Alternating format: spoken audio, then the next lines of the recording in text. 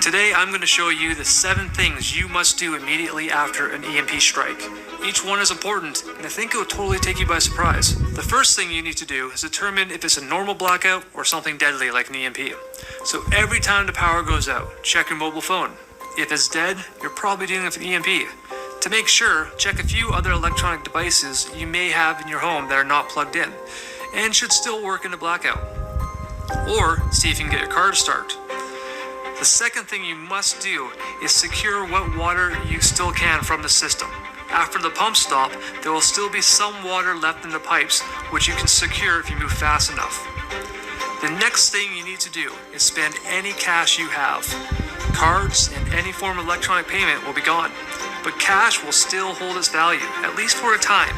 So use it to get the things that you need to survive, like long-lasting foods, medicines, or a solar-powered generator. Once you get home, I would suggest removing all the perishable foods you have in the fridge and the freezers and cook them. That should keep them good for a few days longer, preventing you from letting vital calories simply go to waste. Next, consider how you're going to deal with all your trash and human waste. With toilets that won't work anymore and no garbage truck coming around, these can become a breeding ground for germs and attract rodents. Building a backyard incinerator is a simple solution. Just make sure it's far away as not to contaminate your food and water reserves. Another very important step that you must take is to secure your property. The sooner, the better. When food runs out, people will swarm like locusts looking for it elsewhere. If they find you unprepared, they'll take you for everything you have. Place booby traps, buried spikes, secure doors and windows, and try to make your home as unappealing a target as possible. Make sure there's no food smells leaking out of your home. It doesn't take much to deter looters for a while.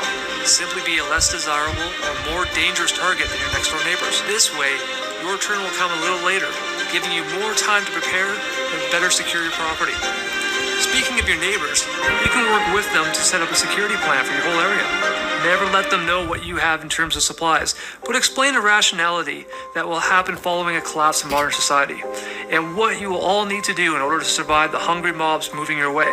Doing these simple things will put you in a much better position than most of the people out there following the strike. But this is just the beginning of the beginning. According to the EMP Commission established by our own government, putting the grid back together will take 2 years if all the other countries would build the huge transformers the EMPs burn out. By that time, without trucks to supply our stores and pharmacies, without hospitals, and general chaos reigning, they estimate that 9 in 10 people will die. Surviving long-term without the grid, cars, refrigeration, phones, running water, and other things we take for granted takes a lot more than the few simple steps I've mentioned so far. Click on the link below to discover over 70 ingenious do-it-yourself projects that can help you survive in a world without electricity and become self-sufficient on your own property, like the 3-barrel rainwater harvesting system that automatically filters it, a stovepipe heater that gives you free hot water at the faucet, and the off-grid shower that you can connect it to, the smokeless smokehouse to preserve meat and cheese without drawing any unwanted attention, how to turn a CB radio into a powerful transmitter, a hydro-powered backup generator, and a wind turbine made from salvaged motors. Off-grid air conditioning, a simple device to harvest water out of thin air, the lazy man's hand pump for tapping underground water reserves on your own property, the high-yield raised beds that you can finish in under an hour, an inexpensive solar panel setup that you can power a regular fridge or freezer, a TV and laptop 24/7 all at the same time, as well as a battery bank to store any surplus electricity for your other appliances. The perpetual backyard aquaponics system that can provide fresh food even on the darkest of days. A cool stone oven for cooking outside. Backyard alarms and concealed traps against intruders. The zero water waste toilet. The off-grid refrigerator.